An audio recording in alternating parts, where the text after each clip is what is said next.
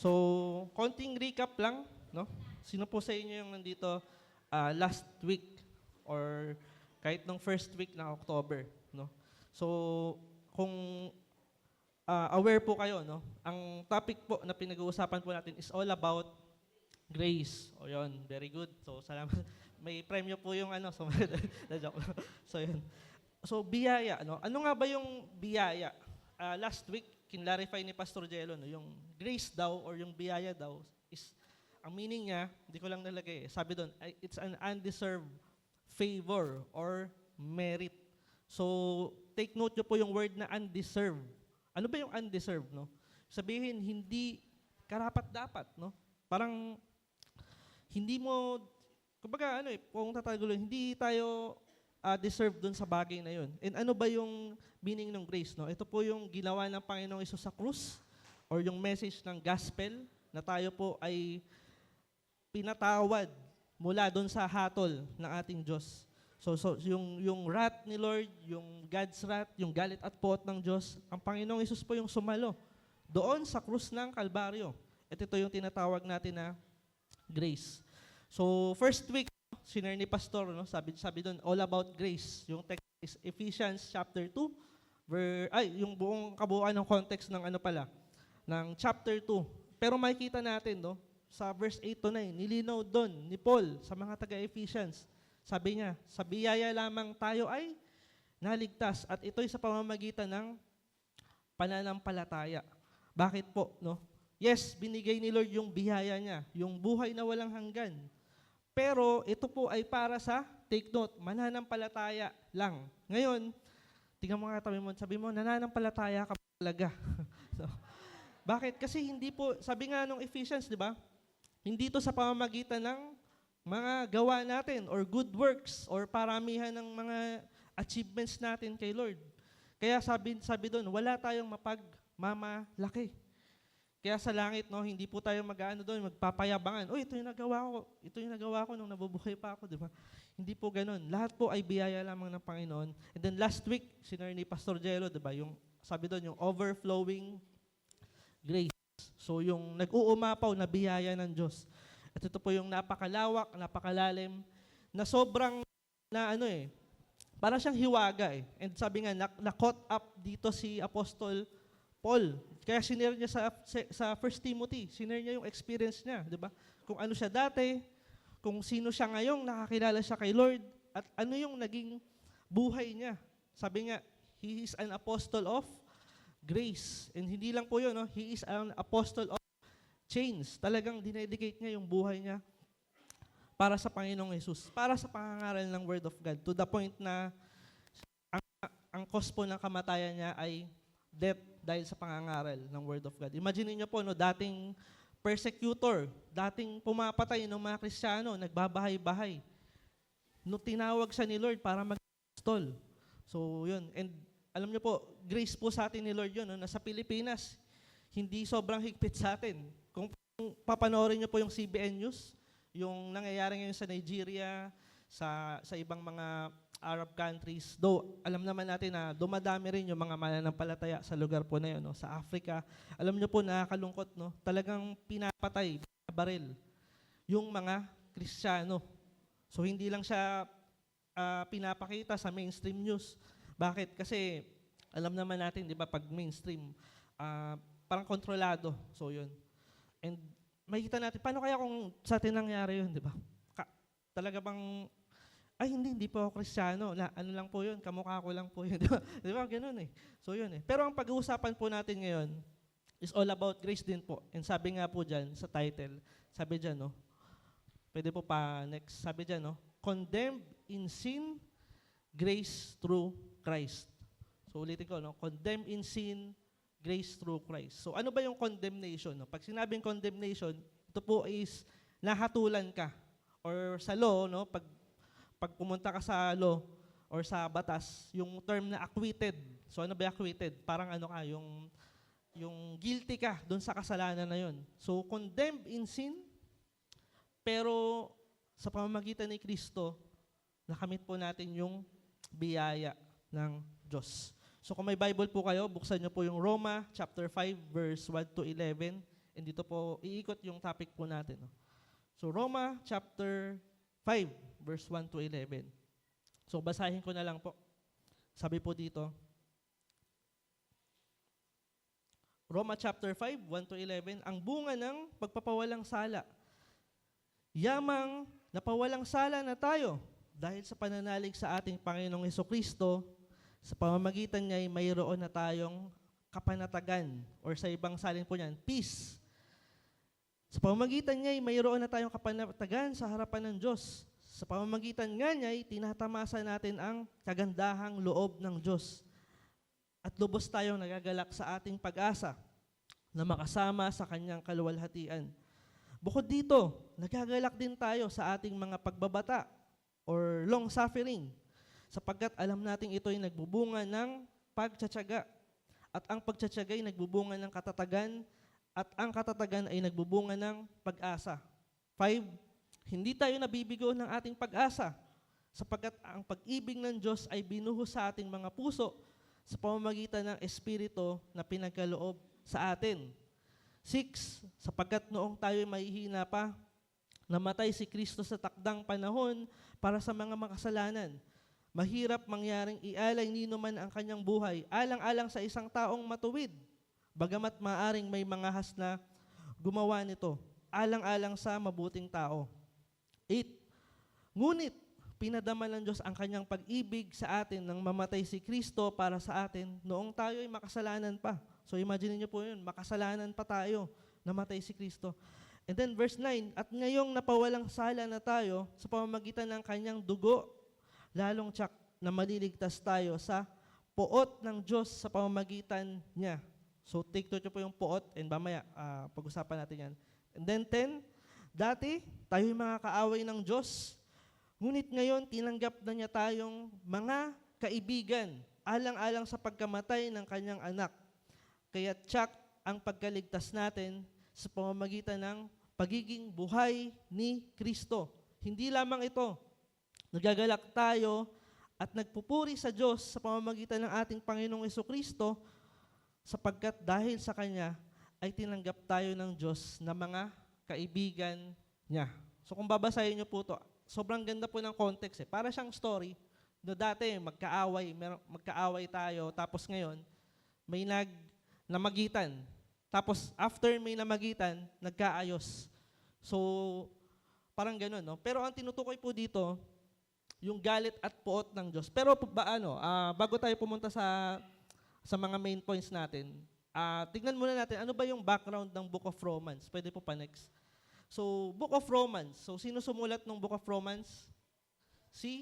Wala iba po kundi si Apostle Paul. And sabi nga ng mga theologian, yung Book of Romans daw, ito daw yung magnum opus ni Apostle Paul. So ano yung magnum opus? Greek word siya for, ang meaning niya is yung greatest work.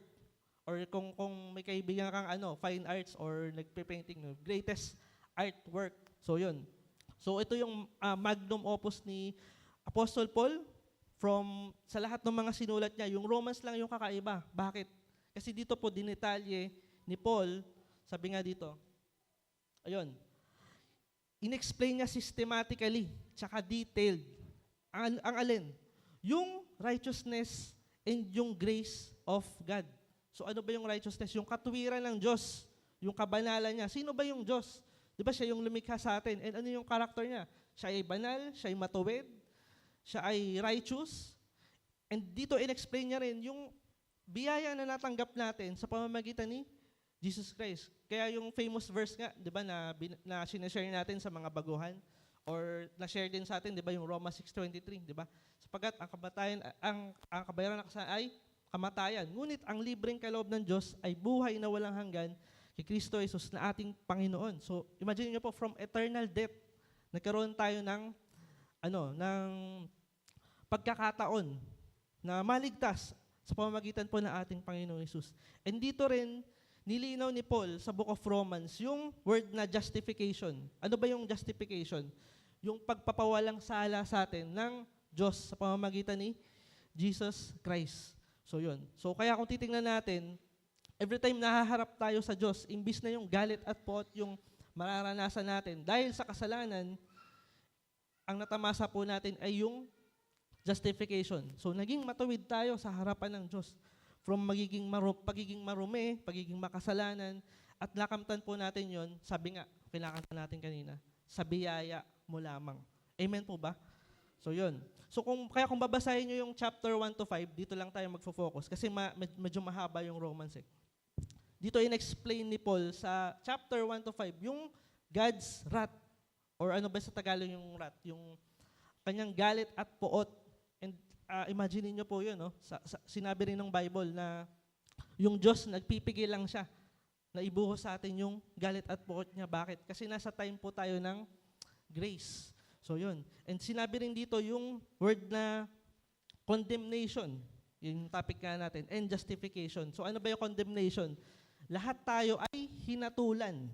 So yun. And kung babasahin nyo po yung Book of Romans, yung word na wrath, yung galit at puot, minention po siya 12 times. Romans pa lang yun. Pero dito po kayo hanga, yung word na grace or yung biyaya, minention siya ng Bible ilang times? Ng Romans ilang times? 24. Kumbaga parang, ito yung galit at puot ng Diyos, parang dinoble niya. So yun, parang tinapalan talaga.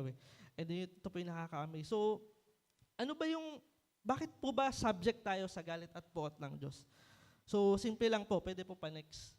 Dahil po sa, pwede ba sabay-sabay nating basahin? Sa sin, yan. So, very good. So, yun. So, dahil sa kasalanan. So, yun. And sabi nga, di ba, ang kabayaran ng kasalanan ay matayan. And ang tinutukoy po dito, hindi physical death. Kasi kung physical death, ubos na, lahat tayo ubos na. So, pero ang tinutukoy po doon ni Paul sa Romans 6:23, yung spiritual death or eternal separation sa ating pong Diyos. And sabi nga, yung sin, naalala ko pagka, nung baguhan lang ako, no, nung sinare sa akin yung salvation, sabi nung nag-share sa akin, pag sinabi bang kasalanan, ano yung pumapasok sa isip mo? Sino yung dumaan sa ganun, di ba? Actually, yung pagbago ka, may nag-share sa atin, di ba? Pag sinabi yung pang kasalanan, ano yung pumapasok sa isip mo? Dati, ang nasa isip ko lang, ito yung mga maling nagawa mo sa harapan ng Diyos. Tama naman, no? For example, pagkupit, pagnanakaw, etc. Well, tama naman, no? So, sa mga sumagot nun, okay lang naman. Pero kung lalaliman natin yung understanding natin when it comes to sin, sabi dyan, no? Galing siya sa Greek word na hamartia. Sabi nyo, hamartia. So, yun. And ano yung meaning nung sin or nung hamartia? Simple lang po. Sabi dyan, no? To miss the mark. And sa ibang salin, to fall short. So, ano ba yung fall short? Parang nagkulang. Hindi ka makaabot kasi fall short, nagkukulang. And hindi, sabi doon, to miss the mark. Kahit anong tira mo, di ba? Nakapaglaro na po ba kayo ng darts? Di ba? Imagine mo, kahit anong tira mo, hindi tumatama sa gitna. Yun yung meaning ng to miss the mark. And ano ba yung na-miss natin? No? Sabi dyan, sa baba, missing the mark of God's standard. Na-miss natin yung standard ni Lord. Bakit? Sabi nga dito, no? Dahil He is holy and righteous God. And sabi nga, no? Next, turning away from God's will. Tayong lahat po, hindi lang natin na-miss yung standard ni Lord na siya ay banal. Tumalikod pa tayo totally. And makikita natin ito sa Roma chapter 1. So imagine niyo po, chapter 1 pa lang ng Romans, nilatag na ni Paul kung gaano ba kasama yung tao. And kung babasahin niyo po yun, sa sobrang sama nung sangkatauhan, sabi ni Paul sa Romans chapter 1, no, parang hinayaan na lang sila ng Lord na magkasala. So yun. Dito lang yun, no, sabi sa pangatlo, acting contrary to God's character. So, ito yung character ni Lord, baliktad. Banal si Lord. Hindi tayo naging matuwid, no? So yun. Bakit in-emphasize po dito yung character ni Lord? Naalala niyo po yung Genesis chapter 1 verse 26. Ano yung sabi doon, di ba? Lalangin natin ang tao ayon sa ating wangis. So tayo, yung katabi mo, ikaw, nilikha ka ni Lord ayon sa wangis ng Diyos. So ano ba yung wangis ng Diyos? Siya ay banal, righteous, holy. Pero kung titignan natin yung sarili natin, di ba? Talagang sobrang lalayo tayo sa Diyos and na-miss natin yung character ni Lord. So naunawain yung meaning ng kasalanan. So yun. And sabi rin ni Paul, no, Pagka binasa nyo po yung pwede po pa next, yung Romans chapter 1 to 5. Yan. Mahalin tulad daw po yung sitwasyon natin sa isang court house of law. So ano ba yung court house of law? Simple lang, sa Tagalog, korte. Sino lang sa inyo napuntang korte? Or nakapasyal lang? Wala, siguro ilan lang, no? NBI, clearance, de joke. Kasi wala pang napunta sa korte. So, sabi ni Paul, no, parang mayahalin tulad sa korte yung sitwasyon natin. Bakit? Bakit? Dahil sa korte, number 1, merong defendants. So, ano ba yung defendant sa Tagalog? Merong nasasakdal. At sino yung nasasakdal? Pag binasa natin yung Romans, ang nasasakdal po ay walang iba kundi tayo. Tingin ka sa atin mo, sabi mo, tayo pala yung nasasakdal, di ba? So yun, every sinners. Kaya sabi ng Romans chapter 10, kabisado niyo po ba yan, yung Romans chapter 10? I hope sa matatagal, kabisado na natin to, no? Sabi ng Romans chapter 10, okay, ako pala yung di nakabisa. Sabi doon, no, yung Romans 3:10. Basahin ko lang para sure.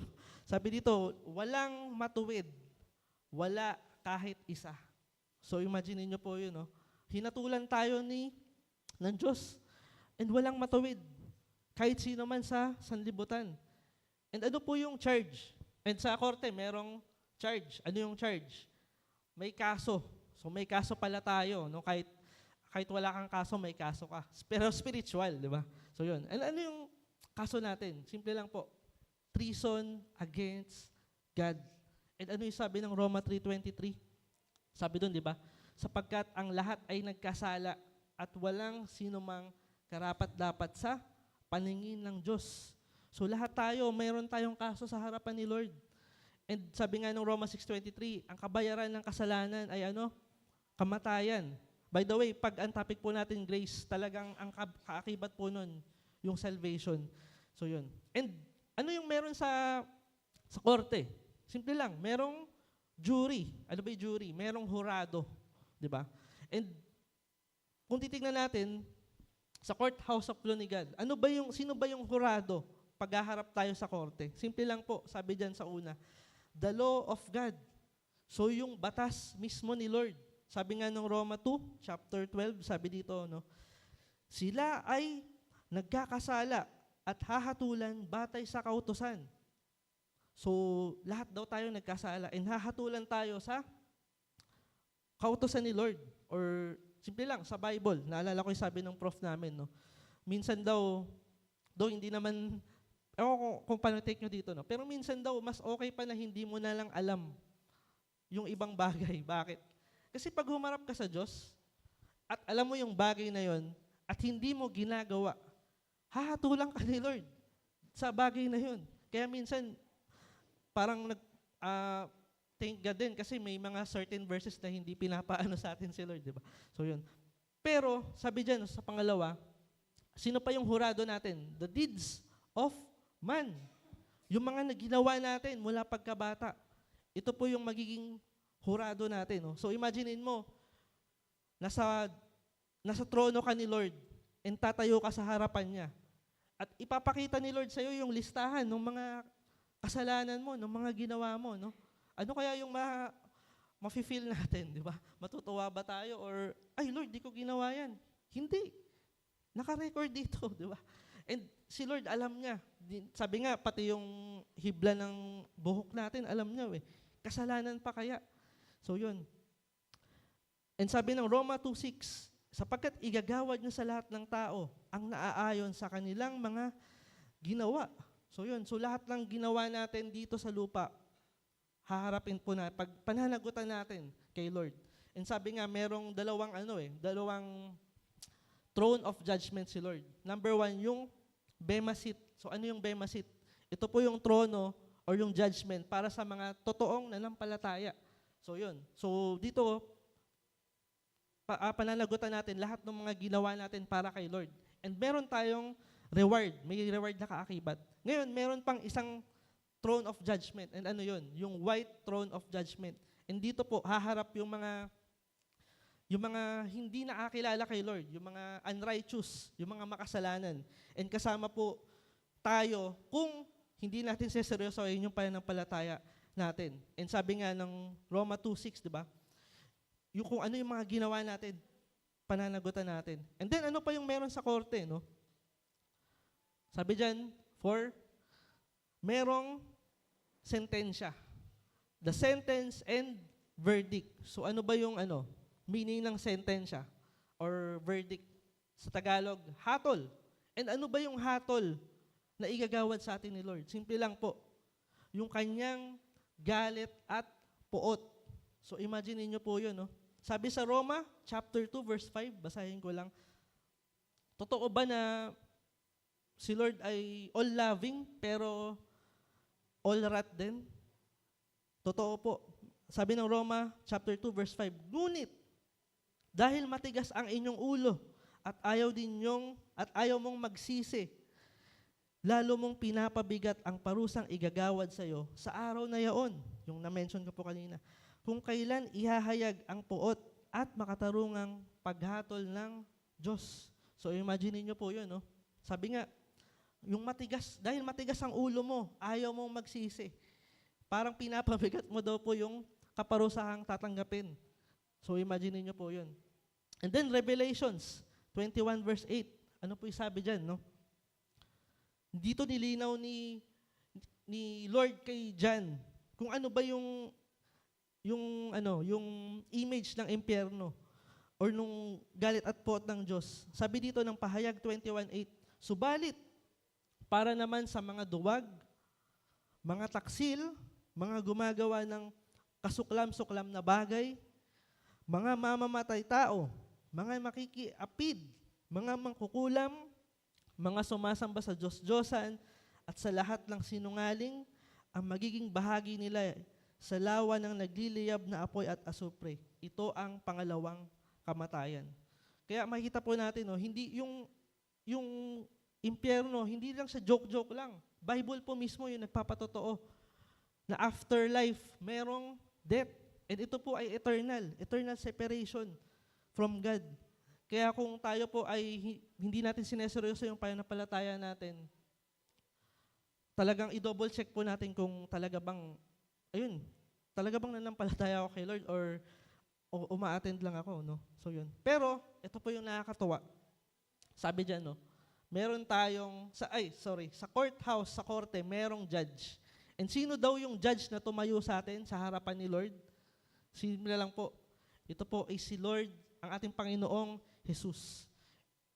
By the way, yung judge, siya yung hukom or tagapamagitan. Pero ano yung sabi ng John 1:21? Kinuha ko lang po to sa English. Sabi dito, no? Di ko pala nalagay. Pero sabi ni John, no? My dear children, or mga minamahal ko, I write this to you so that you will not sin. But if anybody does sin, or kung lahat daw ay magkakasala, or nagkasala, we have an advocate with the Father, Jesus Christ, the righteous one. So, nandyan pala, no? ESV. So, meron tayong advocate. Sabihin nyo nga advocate. So, ano yung meaning ng advocate? Simple lang po, sa Tagalog, tagapagtanggol. Or sa ibang salin, no, yung nilagay ko dyan, meron tayong tagapamagitan. And sino ba yung namagitan sa atin? Mula sa Diyos at mula sa atin na makasalanan. Simple lang po, ang ating Panginoong Jesus. At ito po yung topic natin, no? Kung paano tayo pinawalang sala ni Lord or ano yung bunga nung tumanggap tayo sa ating pong Panginoong Jesus. Pero ito nga kung baga i-check natin, di ba? Ang daming nangyayari sa mundo natin ngayon. For example, di ba? Sunod-sunod yung lindol. And wag naman sa pero paano kung sa atin mangyari yon sa Bulacan, no? Or sa Manila, di ba? Talaga bang sure tayo na ligtas tayo? Sure tayo na sa piling tayo ni Lord mapupunta at hindi sa kapahamakan, di ba? Kumbaga, isipin natin bakit? Kasi ang mundo po natin ngayon, uncertain or fleeting. Bakit? Ngayon, alam mo yung nangyayari, kinabukasan, hindi na natin alam, di ba? Sino ba mag-aakala na sunod-sunod yung magiging lindol, di ba? Naalala ko nga nung Friday, di ba? Sino po yung dito, yung estudyante? Di ba walang pasok? Bakit? Kasi naghahanda yung buong Bulacan na paano kung sa atin mangyari yon, di ba? Ano yung casualty na madudulot? Pero kami po, nung Friday, may pasok. Tapos naglolokohan kami. Ba't kaya tayo may pasok yung mga estudyante wala? So sabi, Bible school naman tayo. Siguro kung sa atin lumindol, ligtas naman tayo. Pero biro lang yun. Di ba? Pero ayun nga eh. Talaga bang sa piling tayo ni Lord, alam natin ligtas tayo or hindi? So simple lang po, kung mayroon kayong doubt, baka talagang hindi mo kilala si Jesus Christ. Bakit? Kasi kung kilala mo si Jesus Christ, kung tumanggap ka talaga sa Kanya, ang kaligtasan natin, hindi by good works. Ang kaligtasan natin, by grace through faith. Sa pamamagitan ng biyaya, sa pamamagitan ng pananampalataya. Ngayon, kung ang kaligtasan mo nakabase sa good works, baka mahina yung advocate mo, baka mahina yung tagapamagitan mo, di ba? Pero sabi nga dito, no, kung magkakasala tayo, meron tayong tagapamagitan. Sino? Si Jesus Christ. And meron tayong assurance na ano man mangyari sa atin, kay Lord tayo haharap. So yun. So malinaw po ba yun, no? By grace through faith. Kaya po ang kaligtasan po natin hindi by merit, hindi by kung magkano yung na-donate mo, hindi po ganoon, hindi po sa pera, no. Sa pananampalataya lamang po tayo ay naligtas. Ngayon punta po tayo sa point 1. Ano yung mga pagpapalang natamasa natin or ano yung bunga nung tinanggap natin si Lord or yung pinawalang sala tayo ni Lord nung namagitan si Lord para sa atin? Simple lang po, sabi ng number 1. Pwede ba sabay-sabay na basahin? Peace with God. So nagkaroon tayo ng kapayapaan sa harapan ng Diyos. So yun. So kung kanina, ang dapat na para sa atin, galit at puot, meron tayong advocate. Sabi nga, meron tayong kanina meron tayong judge. At yung judge na yun, imbis na tayo yung hahatulan, sinabi niya, no, teka, wag ka na di na ikaw yung makukulong. Ako na lang yung makukulong para sa'yo. Di ba? Imagine niyo kung gaano kaganda yung ginawa po ng ating Panginoon. And dito sinabi, no, yung galit at puot na tayo yung dapat daranas, si Lord po yung naging substitute para sa atin. Sabi nga, and paano niya binigay yung sarili niya? Inalay niya yung sarili niya sa cross willingly para sa atin. Kaya nga pag binasa niyo po yung Isaiah 56, sabi doon, no, para siyang tupang iyahandog or kakatayin. Bakit? Kasi yung tupa po, pag kinatay mo siya, hindi siya iimik. Hindi siya tulad ng manok. Di ba? Pag manok, isang gilit mo pa lang, ang ingay na, di ba? Pero para daw siyang tupa, na nung iaalay siya, hindi siya umimik. Bakit? Because He died willingly para po maging substitute sa kasalanan natin. Kaya nga sabi ng verse 1-2, sabi po dyan, no? Sapagkat napawalang sala na tayo, pwede po pa next, sa pamamagitan ng ating pananampalataya, mayroon na tayong mapayapang ugnayan sa Diyos sa pamamagitan ng, ng ating Panginoong Hesukristo. Sa pamamagitan ng pagsampalataya kay Kristo, dinamasa natin ang kagandahang loob ng Diyos. At tayo'y nagagalak dahil sa pag-asang tayo'y makakabahagi sa Kanyang kaluwalhatian. Hindi lang tayo napawalang sala through our faith. Sabi dyan, nagagalak tayo, sabi sa bandang huli, sa pag-asang makakabahagi niya tayo sa Kanyang kaluwalhatian. So kung si Lord nag-ascend siya sa heaven, merong kagalakan sa puso natin. Bakit? Kasi tayo rin makakasama niya. So naigas niyo po. So yun. And ano yung sabi ng 2 Corinthians chapter 5, verse 18-19? Sabi nga, no, ang Diyos ang gumawa ng lahat ng ito. Kumbaga wala tayong parte. So imagine niyo po yun. No? Sa pamamagitan ni Kristo, binilang niya kaming mga kaibigan at hindi na kaaway. At pinagkatiwalaan niya kami upang maglingkod ng sa gayon, ang mga tao ay maging kaibigan din niya. Kaya mayroon din po tayong responsibility na hindi lang mag-stop sa atin yung tinanggap nating faith, kundi ito rin po ay ibahagi natin. No? Ang tanong, nababahagi pa kaya natin yung faith na nasa atin, di ba? Or baka nahihiya tayo, or tinatamad. So yun. And sabi nga ng verse 19, ang ibig kong sabihin ay sa pamamagitan ni Kristo, ang mga tao ay ibinilang ng Diyos na kaibigan at hindi na niya tinatandaan ang kanilang mga kasalanan. Kaya in the moment po na tumanggap tayo kay Lord, kung kanina sobrang haba ng listahan, no? Tapos hindi na matapos-tapos dahil sa sobrang dami ng kasalanan natin. Malinaw, sabi ng 2 Corinthians, hindi na niya tinatandaan yung kasalanan natin. And pag binasa niyo po yung Psalms or Isaiah, nakalimutan ko anong verse, no?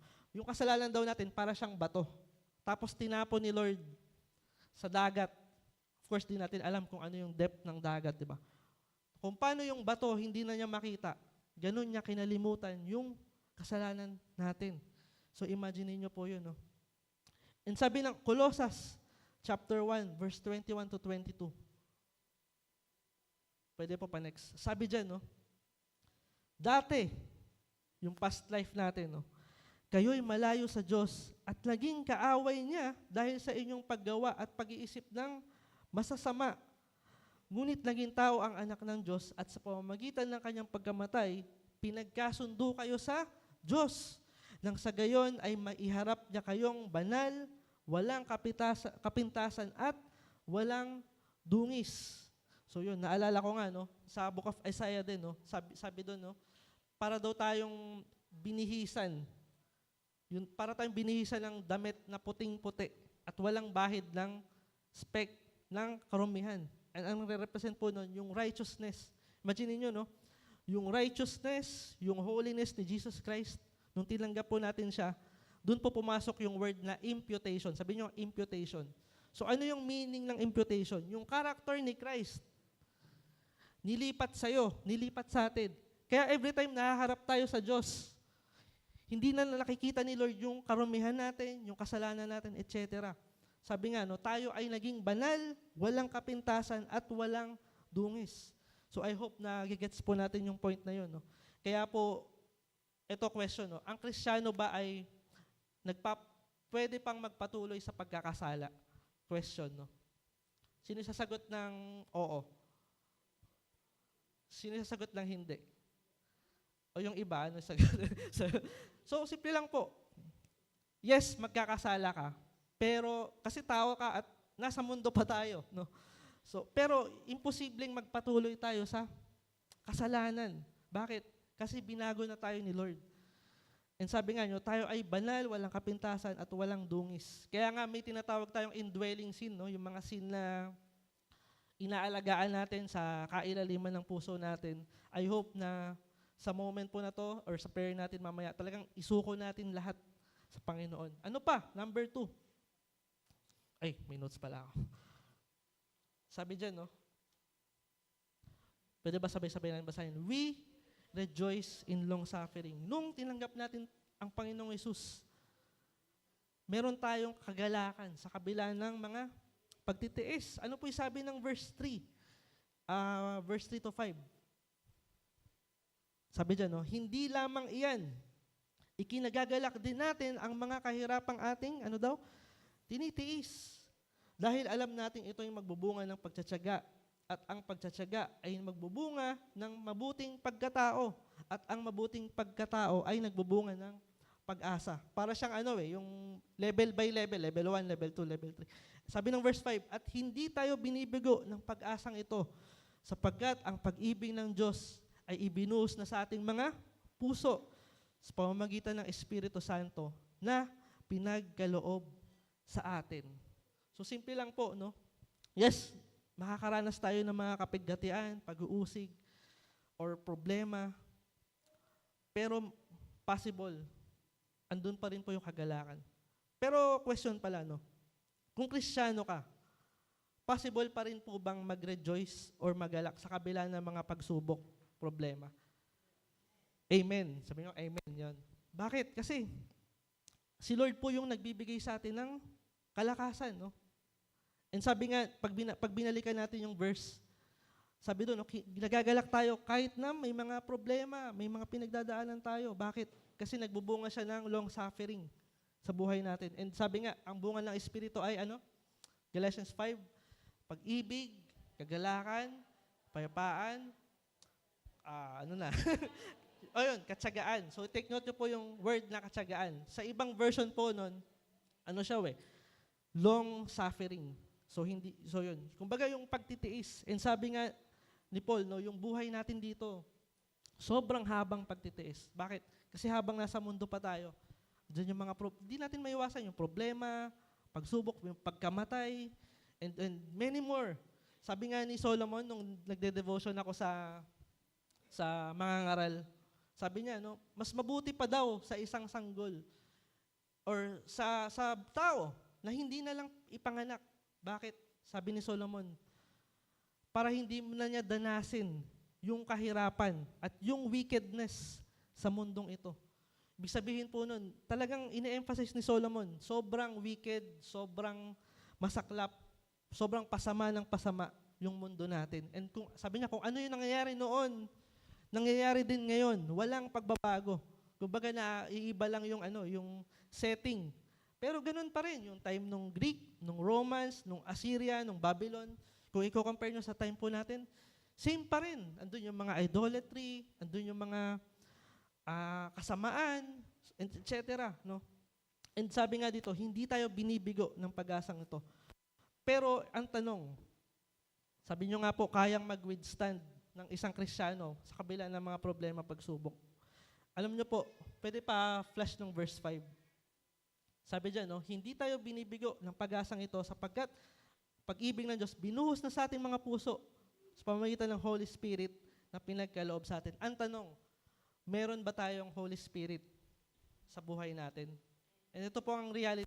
The moment tinanggap natin ang Panginoong Jesus, binigyan niya po tayo ng kanyang Spirit. And sabi nga, yung na-mention natin kanina, di ba? Ito yung nagkikreate ng pag-ibig, kapayapaan, kagalakan, long-suffering, etc. sa buhay natin. No? Ngayon, kung walang kang Holy Spirit, it's impossible, hindi po natin ma-overcome yung mga bagay po na yun.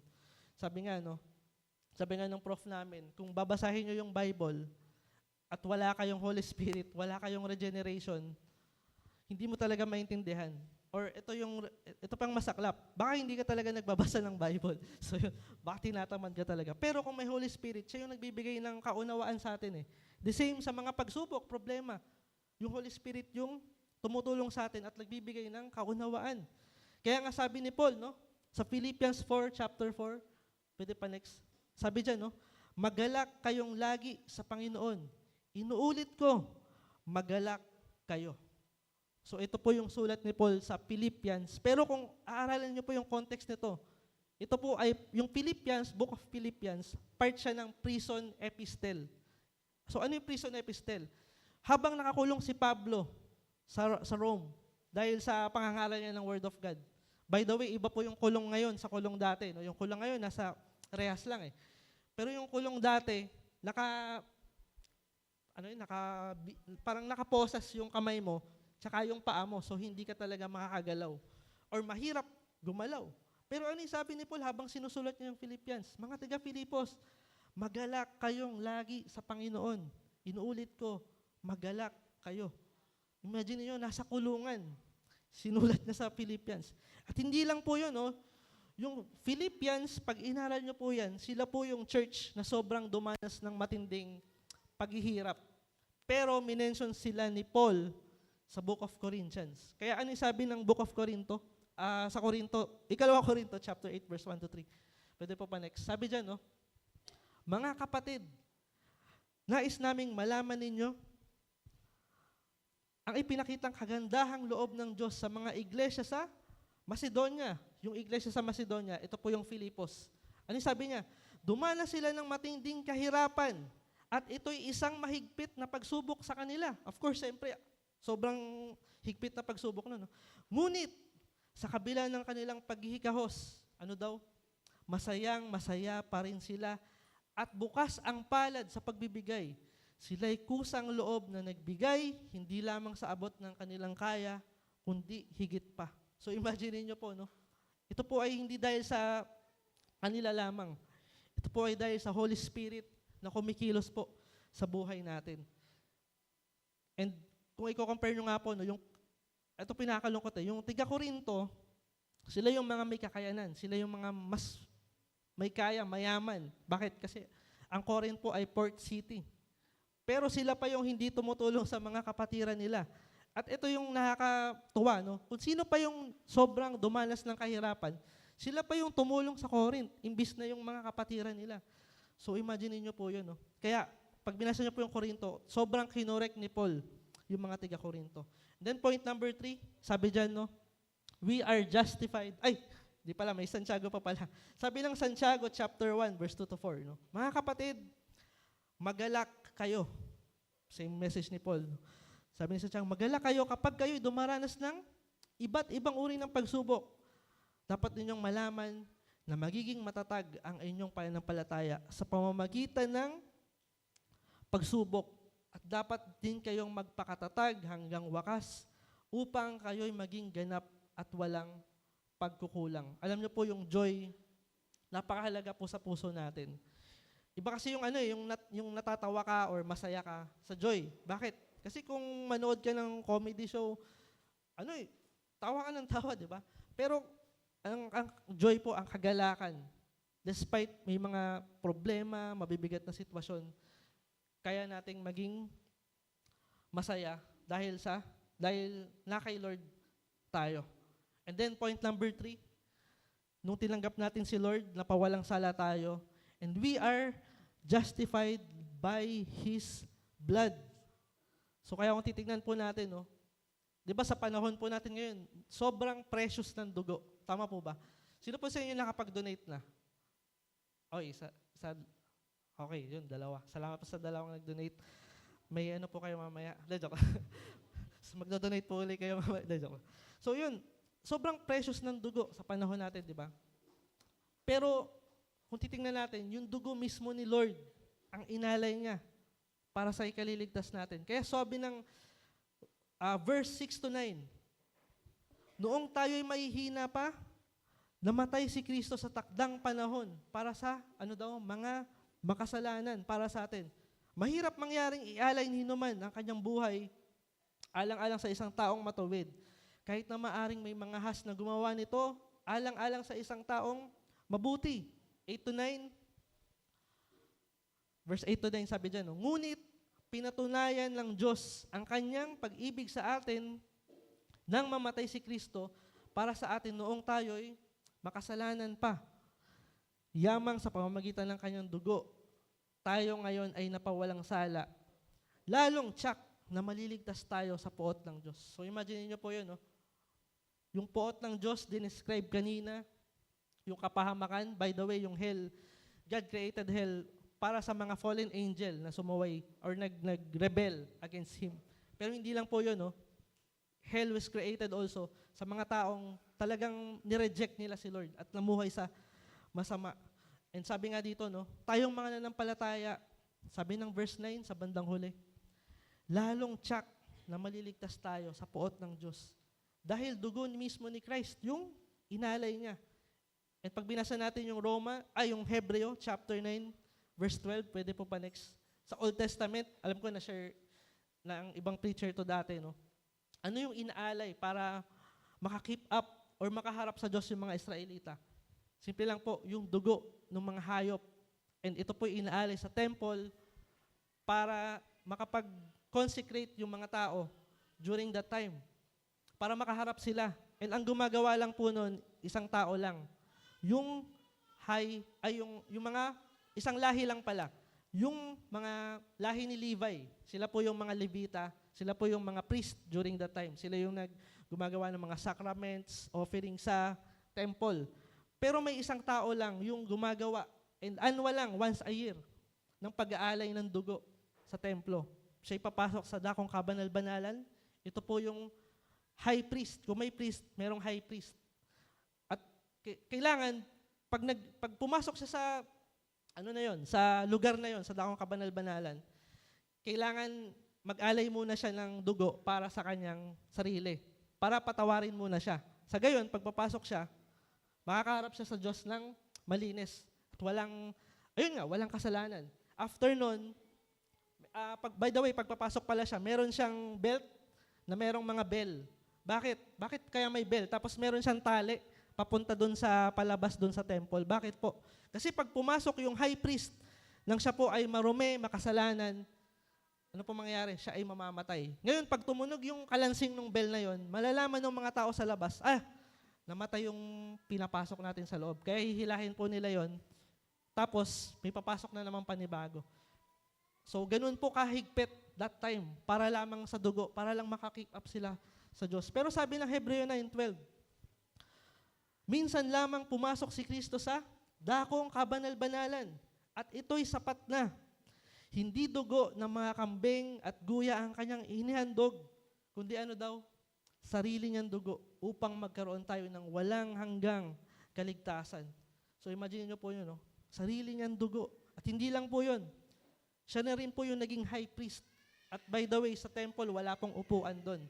Pero pag binasa niyo po yung Revelation, sabi doon, or yung Hebrew, siya ay naupo sa trono. Bakit? Ibig sabihin po noon, hindi na yearly kailangan nilang gawin yun. Ginawa na yun ni Christ, pinatawad na sila, at hindi lang po sila, pinatawad na po tayo sa mga kasalanan natin. And Hebreo 9:22, pwede po panay dyan, no? Ayon sa kautusan, halos lahat ng bagay ay nililinis sa pamamagitan ng dugo. And ito nga yung pinag-aaralan natin. At kung walang pag-aali ng dugo, ay walang kapatawaran ng kasalanan. So without blood, there's no forgiveness for sin. Pero sabi nga sa verse kanina, no, inalay ni Kristo mismo yung kanyang dugo nung siya ay namatay sa krus para sa mga kasalanan natin. And then sabi ng 1 John 2, verse 1-2, ito yung verse na nabasa natin kanina. Sabi po dyan, no, mga anak, sinusulat ko ito sa inyo upang wag kayong magkasala. Ngunit kung magkasala ang sino man, may tagapagtanggol tayo sa Ama. Si Jesucristo ang matuwid. Si Kristo ang handog sa ikapapatawad ng mga kasalanan. Hindi lamang ang ating mga kasalanan, kundi ang kasalanan ng lahat ng tao. Kaya ang forgiveness po, hindi lang po ito para sa atin, para po ito sa lahat ng tao sa sanlibutan. Despite nasa kulungan man, pinaka-worst man, like Apostle Paul, di ba, mamamatay tao. Lahat po ito para sa lahat ng tao.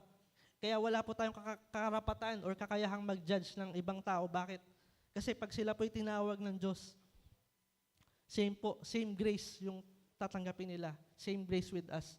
Kaya nga sabi doon, yung magnanakaw sa cross, di ba? Siguro, sabi nga nung isang preacher, siguro gulat na gulat sa kanya yung mga niloko niya sa langit. Sabi nila, paano nakapasok to? Kakaskam lang nito sa akin.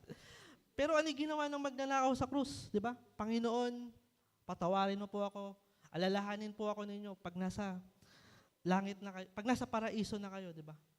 Apakaganda ng message of grace. And then last point, and dito po tayo magtatapos, pero may mga few verses pa tayo. Last point is assurance of salvation. Nagkaroon po tayo ng katiyakan sa kaligtasan po natin.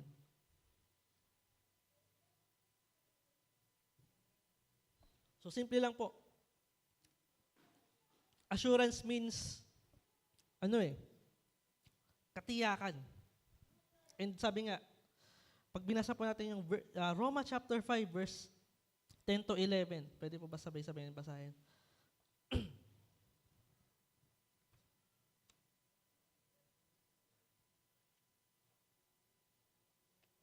Sabi po dyan, no? Dati, tayo mga kaaway ng Diyos, ngunit tinanggap na niya tayo bilang mga kaibigan sa pamamagitan ng pagkamatay ng kanyang anak. At dahil dito, tiyak na maliligtas tayo sapagkat si Kristo ay buhay. And then verse 11, sabi po dyan, no? At di lamang yan, tayo nagagalak din sa ginawa ng Diyos sa pamamagitan ng ating Panginoong Jesucristo sapagkat sa Kanya ay tinanggap tayo bilang mga kaibigan ng Diyos. So imagine niyo po, no, pag binasa niyo tong chapter 5 pa lang, inulit-ulit dito, no, tsak na maliligtas tayo sa poot ng Diyos, tsak, maliligtas tayo. And ngayon, minensyon na naman, tsak, maliligtas tayo sapagkat si Kristo ay muling nabuhay. And ito, final warnings lang. Sabi ng Hebreo, chapter 9, verse 27-28. Sabi po dyan, no? Yes, alam natin na mahabagin si Lord. Alam natin yung message of grace, yung salvation, yung ginawa niya sa cross. Pero talaga bang nanampalataya tayo? At kung nanampalataya tayo, meron po ba tong pagbabago sa buhay natin? Na-enjoy ba natin si Lord? Yung mga salita niya, yung presensya niya, and so on. Sabi ng Hebreo 9, verse 27-28, itinakda daw sa mga tao na ano daw, minsan lang mamatay. At pagkatapos ng paghuhukom,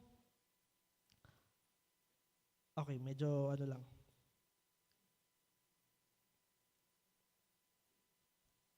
Pwede ba pa-flash? Parang namali ako ng ilang verse. Okay, sabi dito, no? Minsan lang daw sa tao, tinakda yung mamatay. At pagkatapos daw nun ay, paghuhukom. Pero, 28, gayon din naman, si Kristo ay minsan lamang inihandog upang pawiin ang mga kasalanan ng tao.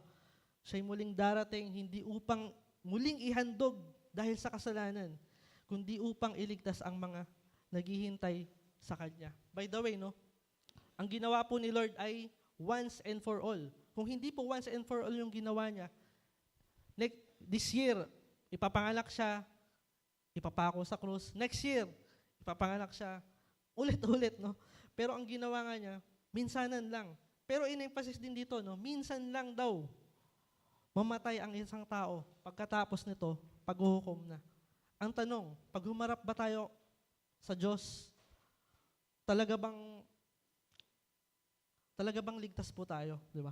Talaga bang may relationship tayo kay Lord? Talaga bang meron tayong tagapamagitan, meron tayong advocate? And dito na lang po ako magtatapos sa Mangangaral, chapter 12. Dito po kasi yung devotion ko. Pwede po ba tayong tumayo?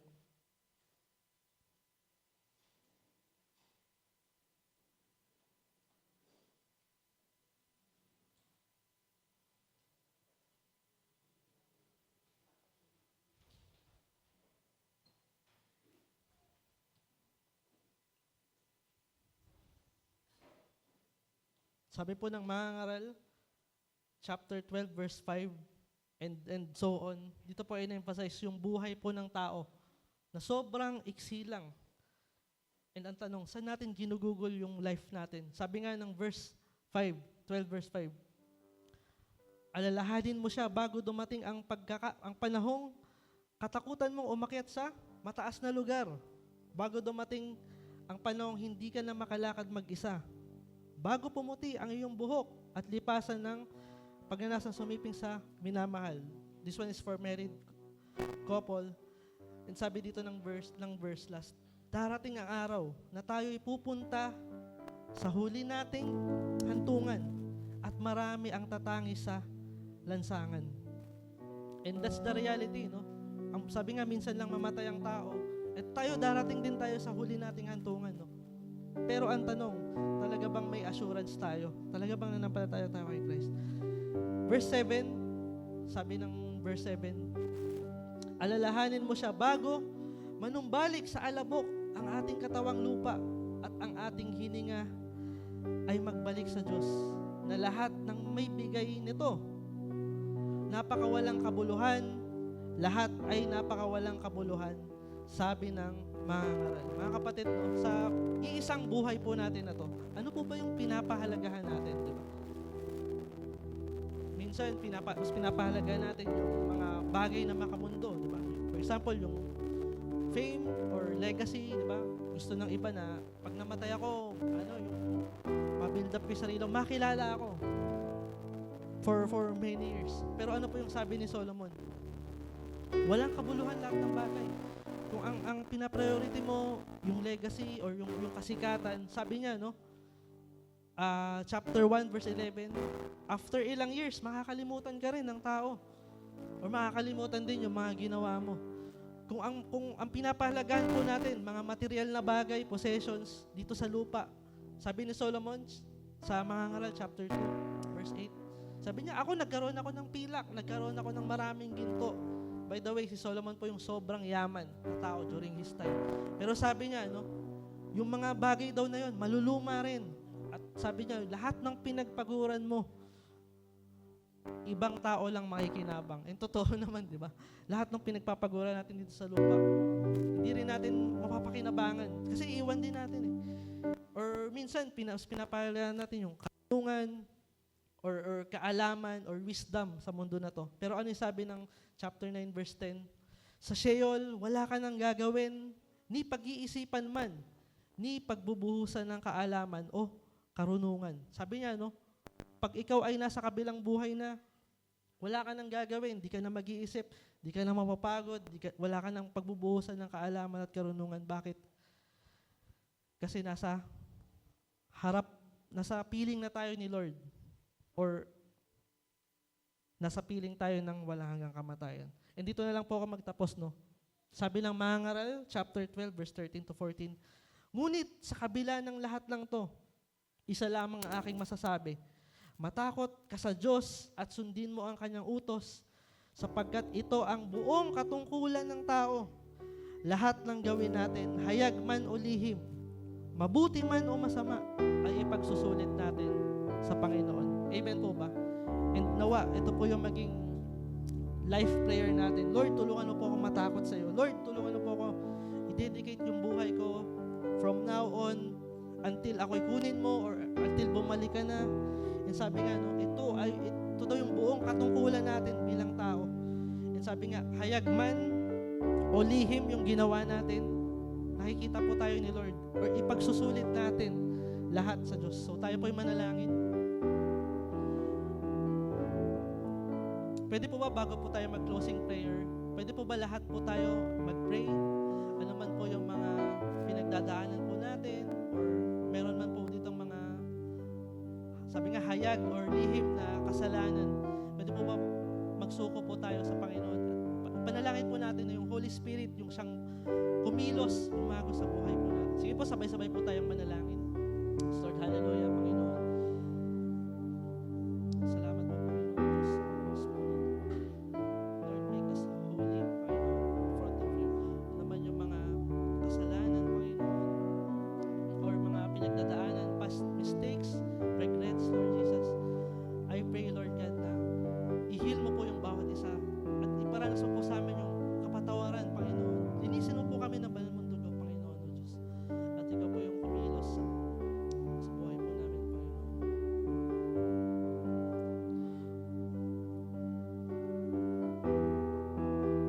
Lord, hallelujah, Panginoon.